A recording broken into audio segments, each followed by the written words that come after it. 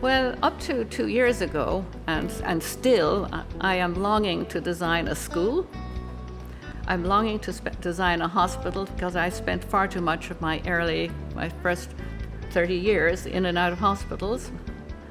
I'd love to design, I'm actually working on a place where people can go to when they don't want to take radical medical intervention when they die. And that's all profoundly important to me. However, added to this, I bought a view with an ugly house on it.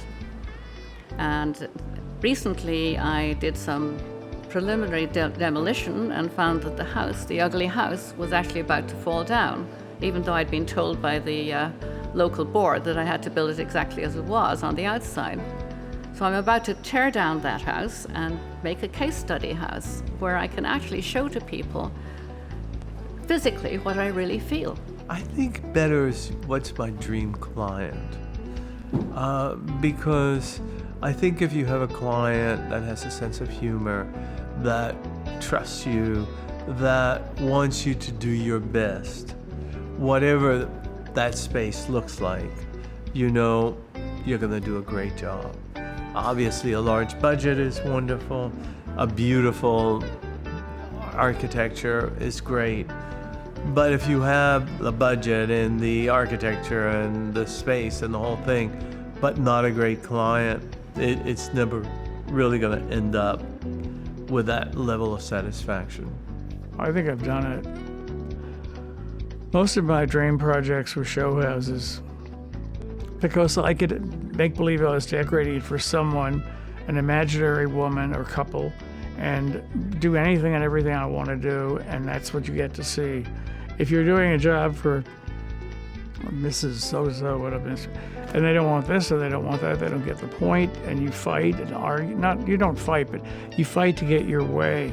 And then when they finally see it in the room, they think, oh yeah, I see what you mean, and it's so frustrating. So the dream job is having a client who says yes to everything, but they don't exist. I mean, we're talking about human beings and figuring out the mind. Dream projects, I looked at all the work that I've done for so many years, and they're all dream projects in a way. So we've been so fortunate to be exposed to amazing clients that come to us for the right reason, that want luxury, top quality, they believe in it. Sometimes I dream that, okay, maybe if I can design a house for myself on a deserted island where there's no building code, no zoning laws, and no budget, that could be really fun. I want to retire, and I figure that although I only look 46, I'll be 80 years old in another year. I think that's it. I think I've done it. I've served my time. It's time for me to relax and live in a room that I decorated for me and enjoy it.